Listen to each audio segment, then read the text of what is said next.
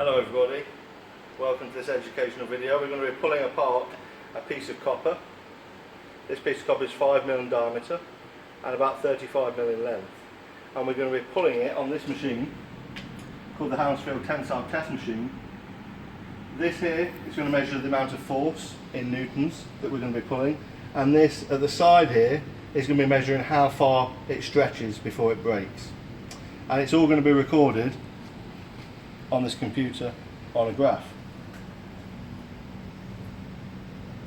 So we're going to get some close-ups of it and see what actually happens as it breaks. So I'll start the test now.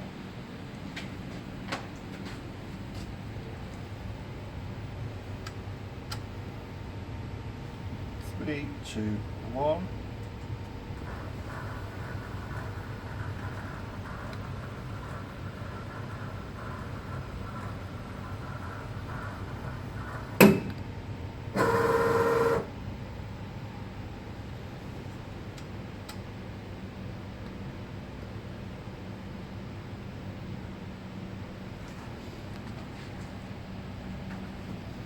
So let's see what we can see from the fracture.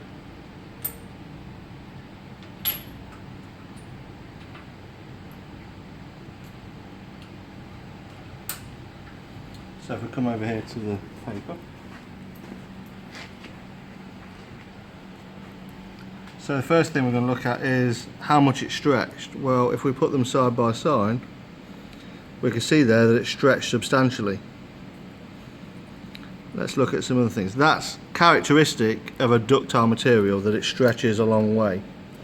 Also, we can see that where it's fractured, put it back together there, it's gone really thin.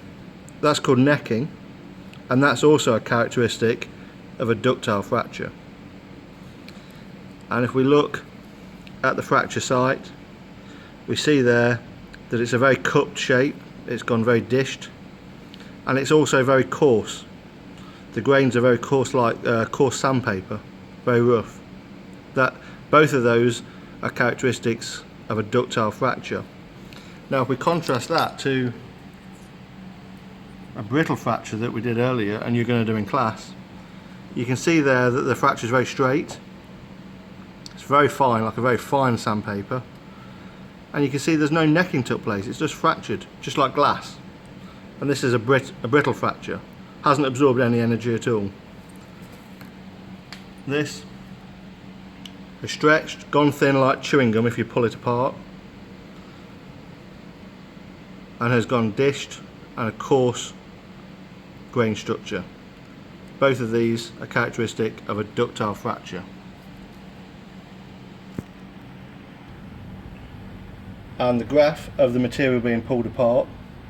First of all, we've got this linear portion, which means it's a straight line.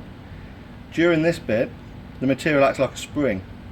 So if we pull up to 3,700 newtons, if we let go, it'd go back to where it started, just like a spring. But once we get past this bit here where it bends over the top, the material goes what's called into its plastic region, and at this point it behaves a lot more like plasticine or blue tack, that when we pull it, it stays where it was.